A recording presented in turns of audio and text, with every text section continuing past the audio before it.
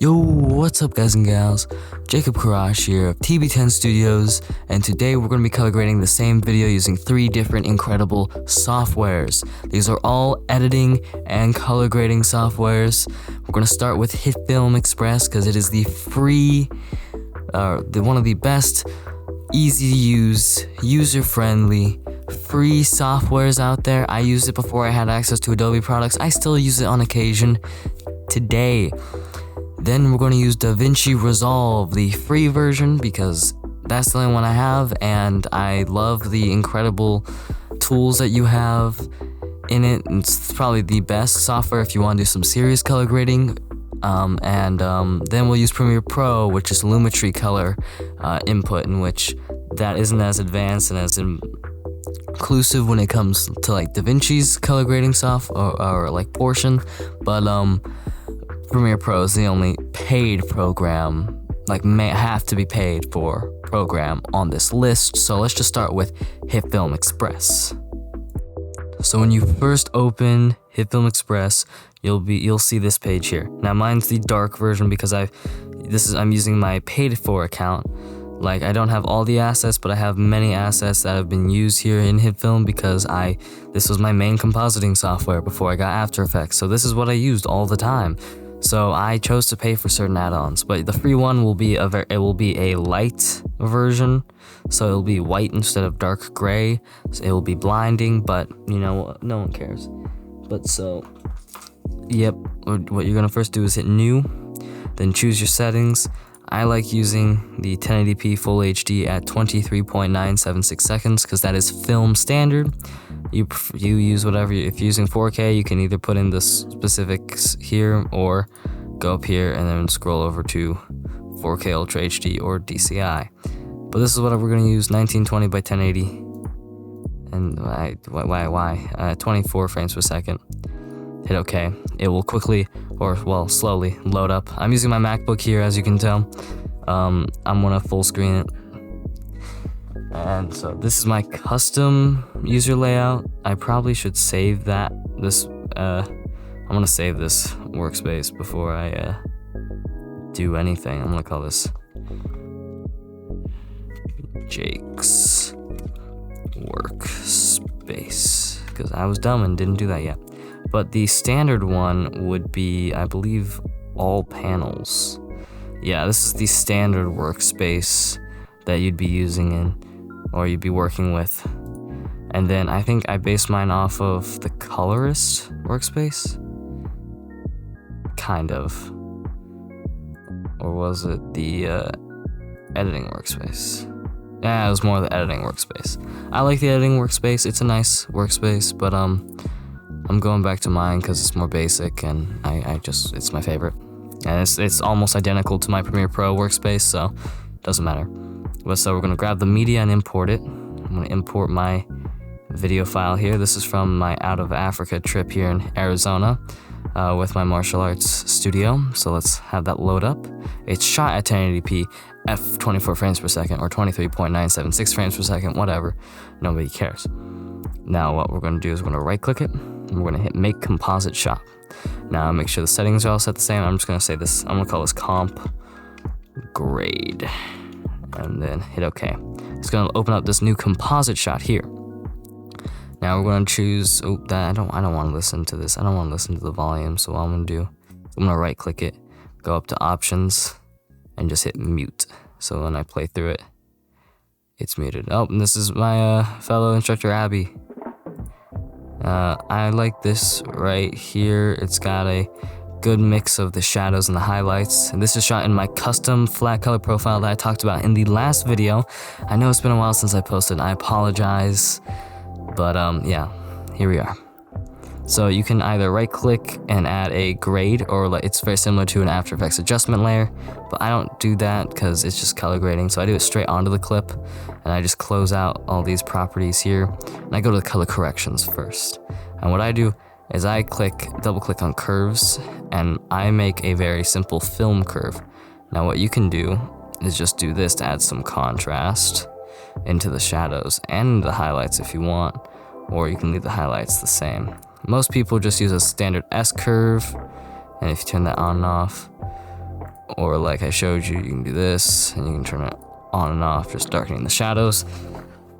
That's a very basic way of doing it. I like making mine emulate actual organic film that was used in old film cameras from like the 70s and the 80s and like the early 90s to mid 90s, before digital cameras were starting to become more prominent. So what I do is let's just reset this. I click right here in the center, this square and this square. I bring down just to about like a quarter of the way the max highlights, because the highlights aren't perfect. They're more kind of washed out when it's on an actual film camera. And then I do the same for the shadows, about a little bit over a quarter of this box here, and then I bring down that there, and then I bring this down to make the shadows even more darker. And so there you go. But I try to preserve the highlights as best as I can. But so this is my quick Rec 709 kind of color correction. And then if I wanted to make more of a vintagey look, which I tend to go for in my videos, I would grab a hue, saturation, and lightness and desaturate it by like 10. And then we can go through, and then these settings, when I recorded this, I believe were set to auto, in which I am very upset with myself for doing that. But yeah, just do go there. And next would be adding a LUT, a lookup table, or some sort of preset color grade. You can do the color grade yourself by like using a color balance effect here. And then if you want to have more of a add more bluish tealy color to the shadows and bring back the red, you can do that here. And then go to like mid-tones and then bring in a more of a red and bring back the green and the blue, and then you can hit preserve luminosity, and then you've got kind of your teal and orange effect kind of color grade there. Pretty basic, but since I have a bunch of LUT packs that I've created and that I've bought and all this other stuff, I'm like, why not just use that? So I go to here to color grading, and you can use CineStyle, what is listed as CineStyle. I love CineStyle, it's great. Kind of adds its own cinematic look to it. I turn down the S-curve completely, and then I bring the color adjustment down, or like down to like 43-ish. I would shift the colors just a bit. Yeah, that's fine. And then I would change it to like that, and then bring down the shift, and then bring up the saturation maybe just a tad bit. And then it's got like this letterbox thing. You don't need that. Not for like a normal video. And then grain is enabled and all that stuff, but I don't like using this preset garbage. And now you've got another teal and orange effect kind of thing going on here, but it's just a little bit different. Look, it's a zebra's butt. Oh, and I got the pinwheel of death. Oh, how lovely. And so now what I do is I'd actually get rid of that. I'm just giving you a bunch of different options. And you can also use, no, not the color cycle, but if you bought the, where is it? What is it? It's not bleach bypass. I don't remember, but it's been a while since I've seriously used the software. You can also use a classic CineStyle, which adds more classic, more vintagey looks to it. You can do a 2-strip from like a 1917 film, and then you just bring down there you go, and then mess with the exposure a bit, and then you got the actual one, or 1922 2-strip, or a Kodak 2-strip, 3-strip, more 3-strip. You can really mess around with this preset stuff here. And I'm just gonna hit reset. But you can mess with this. You can do a defocus, blur, all this other stuff that you can do with this. I like it, but I wouldn't use it unless well, if I didn't have LUTs, I would use it. But the fact that I have LUTs, I won't use it. But so what I'm gonna do is I'm just gonna double click LUT, go into my file system, and let's see, where's my good old LUTs? Film emulations. I like this one, the Agfa Portrait XPS 160. It just has a very specific look to it that I love.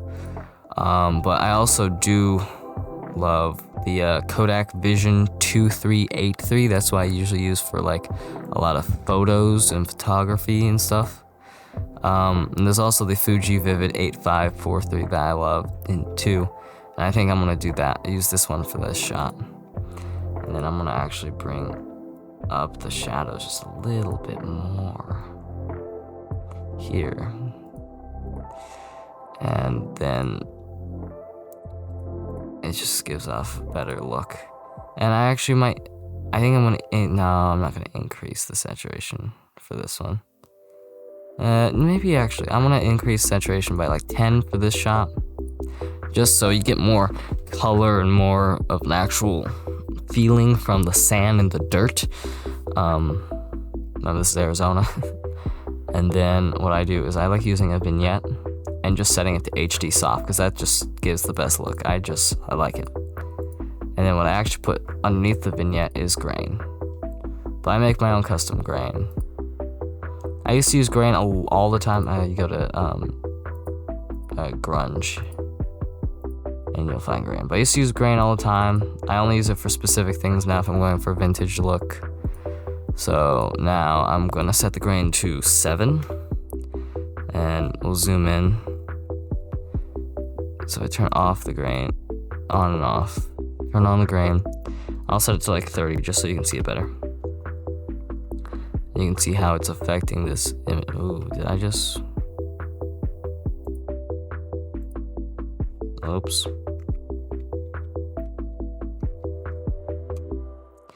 And you can see how it's affecting this image here. If we zoom in, I set the size to about 5 because that's not what I meant. 0.5. 0.5 because it's bigger than absolute 0, and that's more like a 35 millimeters. So I like 0.5 just because it gets a better, more classic-y film look. And then that's why I set it down to like, and then I hit monochrome, and then I hit random seed for each one, and then I just bring it down to, I had it set to 10. I used to have it set to 10 like that, but it really depends on the shot. This shot, there's too much. If there's more shadowy parts of the shot, then I would suggest bringing it down to maybe 7 or maybe 6. But if it's lighter, then bring it up to 10, maybe 12. Since you can see the amount of grains affecting my friend Abby here, I would bring it down to maybe 6. And it's more subtle now. And then if you play through, it will just give it a second to, I probably should have given it a whole second to render, because it just, it's trying to, there we go. And now we've got a simple grade, a very simple grade using HitFilm Express. Now, what we can do is grab all of these, turn this off, and look at the original flat version. There we go. The original flat, unedited version of this shot. And then reapply them. And here is the edited version of the shot.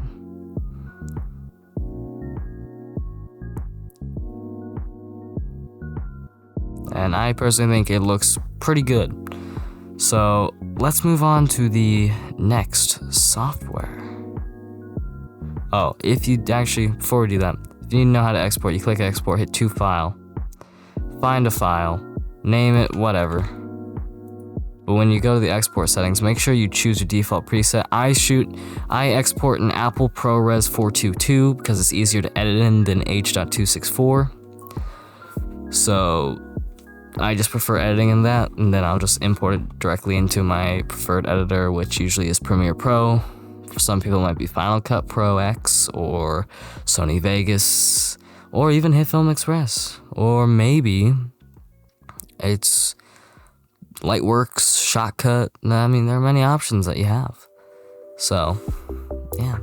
And here are all the different presets that you have. I personally love Apple ProRes 422 because it's just it's a compressed codec. It's not completely lossless because HQ would be used for more high quality cameras that I myself don't actually own. So I just stick with 422.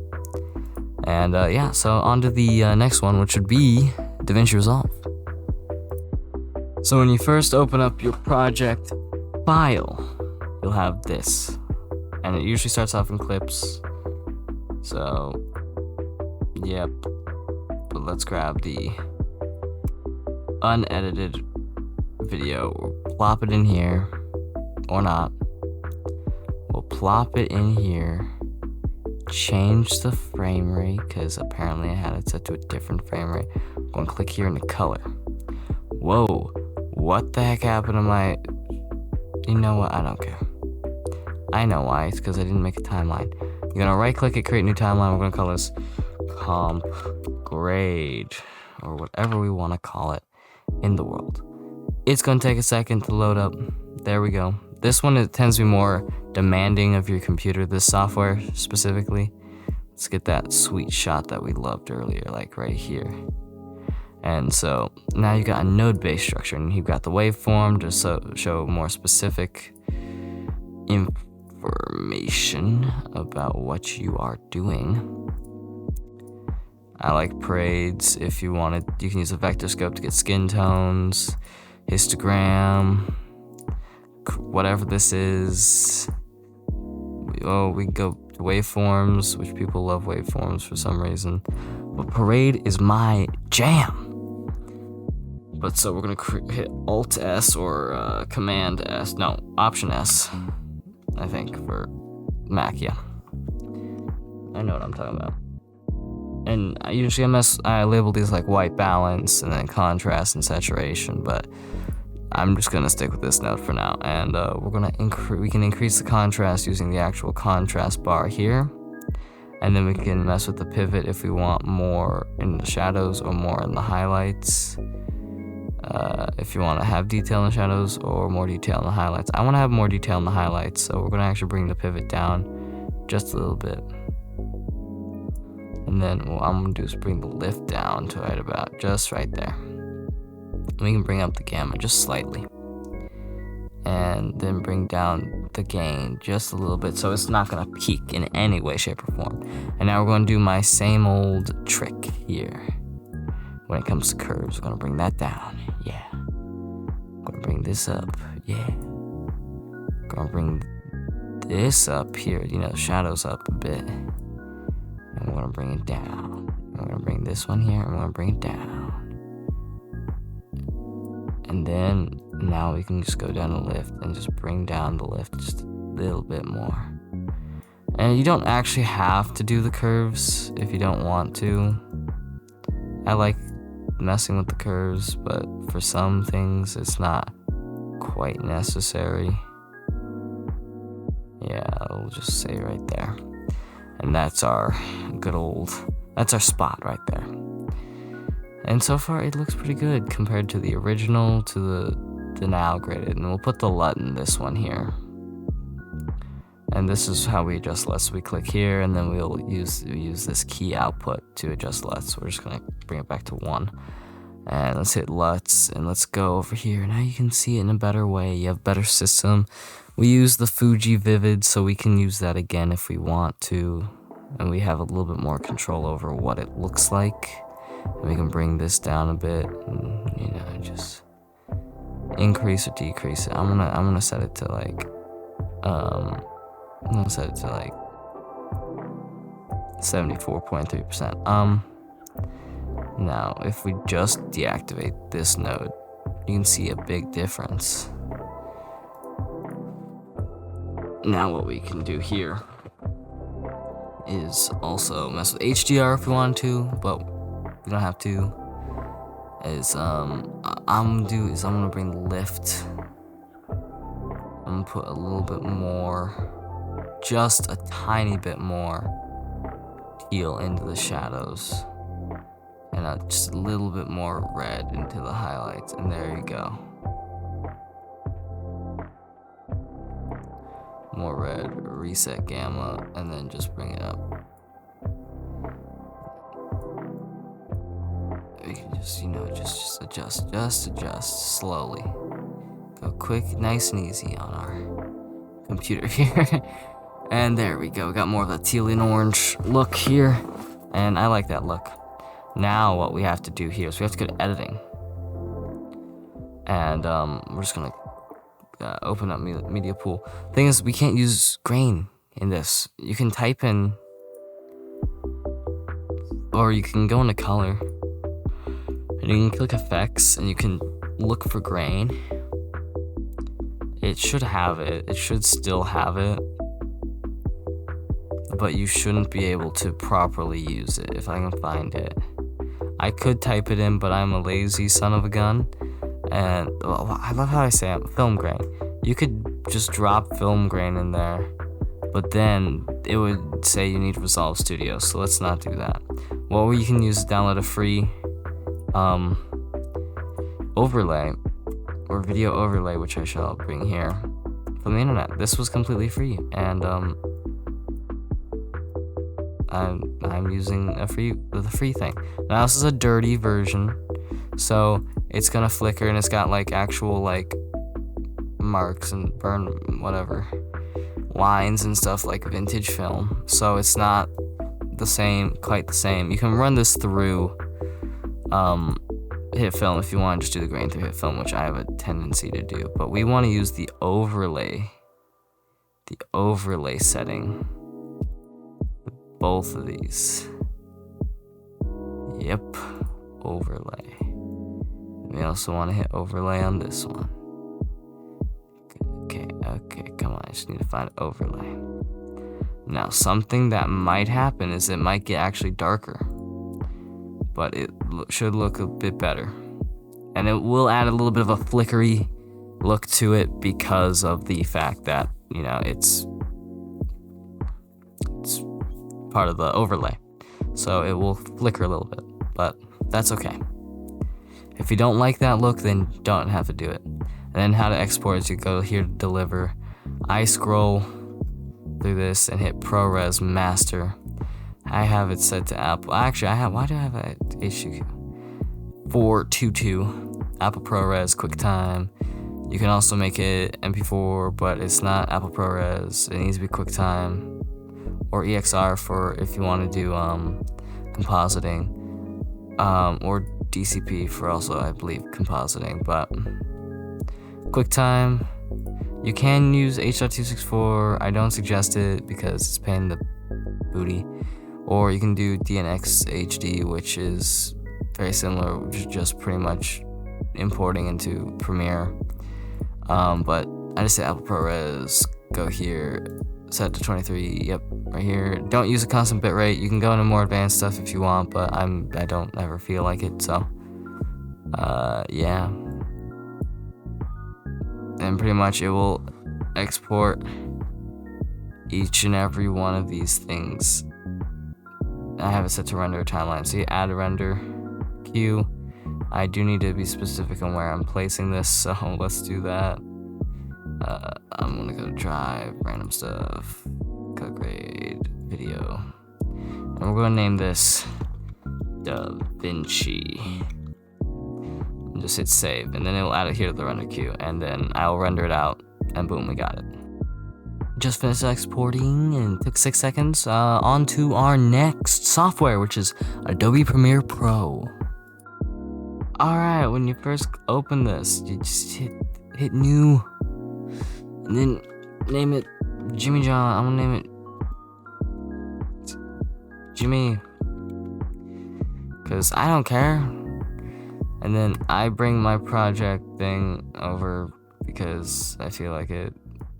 And I realize that it never saves my actual Jacob editing. There we go.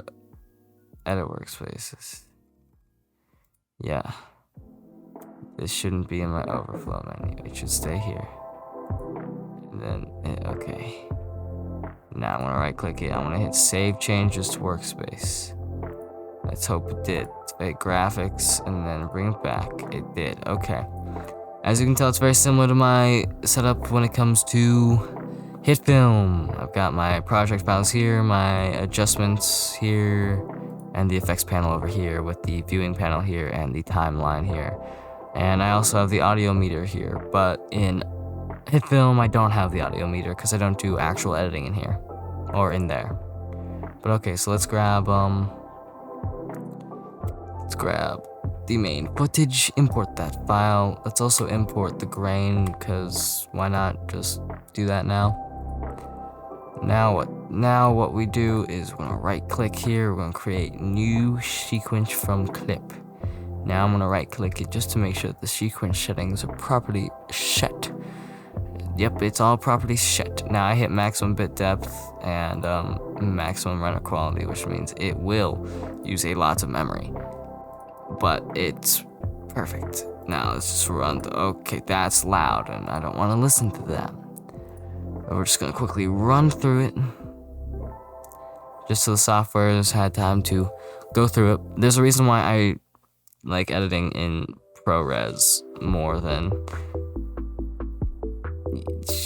H.264 is because H.264 murders your computer. But so we're gonna hear video effects and we're gonna click to color correction and we're gonna use Lumetri color. We're gonna drag it onto our clip. Now we've got the Lumetri color thing here. So let's just find that shot here. There we go. Hit basic correction. We can use the white balance selector to choose what is properly white. Does it do anything? No. That's okay. You can hit input and you can use all these different presets that are like set up for it. That would never actually be what. Yep, it's not right. Hit none. And you can adjust contrast here and just bring contrast. Or just bring down the shadows, which is something I like to do because I like to preserve highlights. Highlights are essential. So what I'm gonna do is, oh, you can also bring down the blacks and the whites, all that snazzy stuff, and saturation,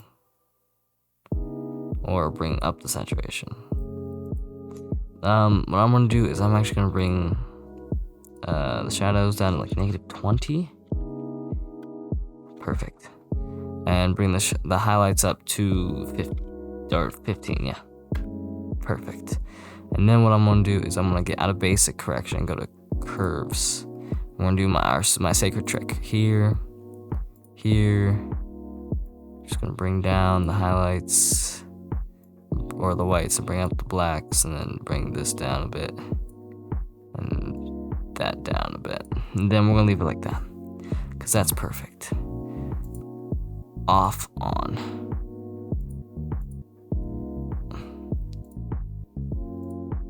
You can see the slight adjustments in it, but even slight adjustments are great. I also use the midtones. I tend to bring down the midtones a bit.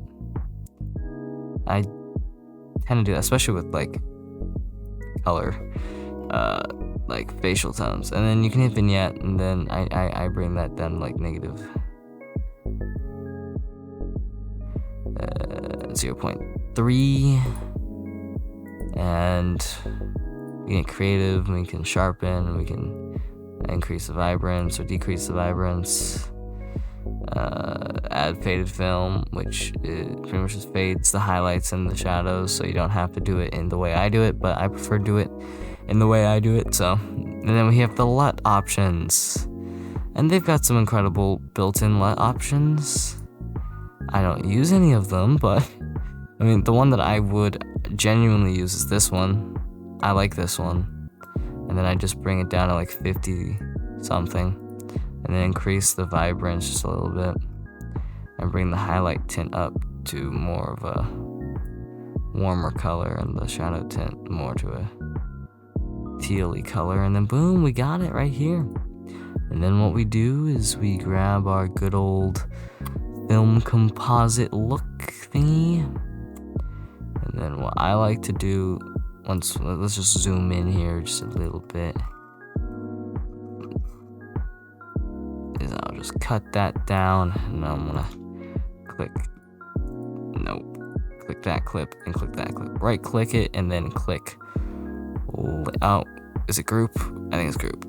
So then when I click, yep, it's group. So then I can click that, and then I can right click it. And then if I remember correctly, it does nothing. I forgot that right clicking, it doesn't do anything. I don't remember how to do this in this software. I'm gonna ungroup it and then just right click here. Oh yes, motion is not it. Opacity is, yes, it's in opacity. I'm so dumb. We're gonna just click here and then go down to, man, I'm tired. I'm so sorry. Overlay, and then it'll be overlaid onto the footage, and then you can adjust the opacity to adjust the strength of it. Where's overlay? It's different for every software. So if you zoom in, you can clearly tell that it's taking, like, it's really hitting that footage hard in this software. Look at Abby's face here. It's really, no, I didn't, no, Siri, I don't want to talk to you. Hey Siri, go away. Thank you. What I'm gonna do is I'm gonna bring down the opacity to, just give it a bit of, okay, that's not, I wasn't adjusting anything. Yeah, let's look at just Abby's face right here. It's kind of grainy, so let's just bring down the opacity to, yeah, 58%, and then do the same for this little clip here, 58%, and then just, it'll go through and it'll look much better. Perfect.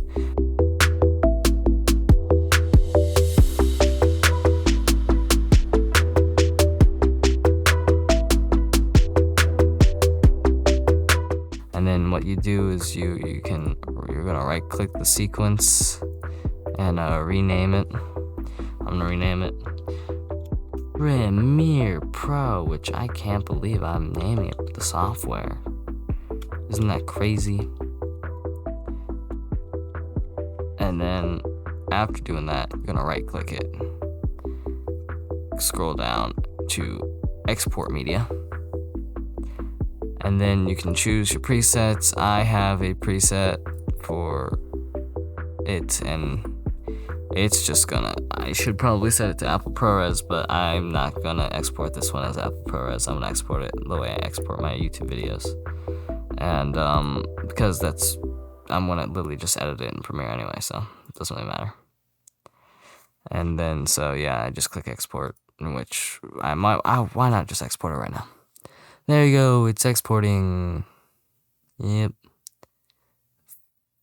I am using a constant bit rate, which is something I don't like to do, but I don't really care right now, so. Oh.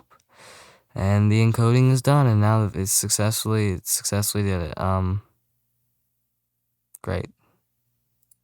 Now we can exit out of it. I don't want to save the project file. And there you go. That's how you do it. It's a lovely 30-minute video for you guys explaining to you how to use 3 different softwares to color grade your footage. So thank you all for watching. I hope you enjoyed this video, and I'll see you all in the next one. Goodbye.